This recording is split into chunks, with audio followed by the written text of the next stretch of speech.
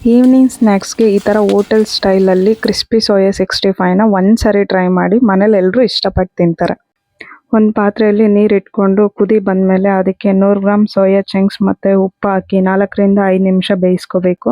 ನಂತರ ಅದರಲ್ಲಿರೋ ನೀರನ್ನ ಸ್ಕ್ವೀಸ್ ಮಾಡಿಕೊಂಡು ಒಂದು ಬೌಲ್ಗೆ ಹಾಕ್ಕೊಳ್ತಿದ್ದೀನಿ. Cornflour 2 tablespoon, maida 1 tablespoon, ಅರ್ಧ teaspoon black pepper powder, ಅರ್ಧ teaspoon garam masala, chilli powder 1 tablespoon, ಧನಿಯಾ ಪುಡಿ 1 ಟೇಬಲ್ ಸ್ಪೂನ್, ಅರಿಶಿನ ಪುಡಿ, ಶುಂಠಿ ಬೆಳ್ಳುಳ್ಳಿ ಪೇಸ್ಟ್ 1 ಟೇಬಲ್ ಸ್ಪೂನ್, ರುಚಿಗೆ ತಕ್ಕಷ್ಟು ಉಪ್ಪು, ಅರ್ಧ ಟೀ ಸ್ಪೂನ್ ಜೀರಿಗೆ ಪುಡಿ, ಇದನ್ನೆಲ್ಲ ಹಾಕಿ ಸ್ವಲ್ಪ ನೀರು ಹಾಕ್ಕೊಂಡು ಚೆನ್ನಾಗಿ ಮಿಕ್ಸ್ ಮಾಡ್ಕೋಬೇಕು.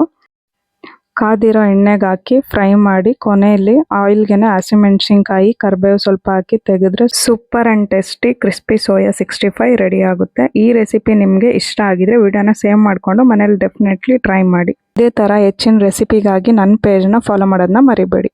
Thank you.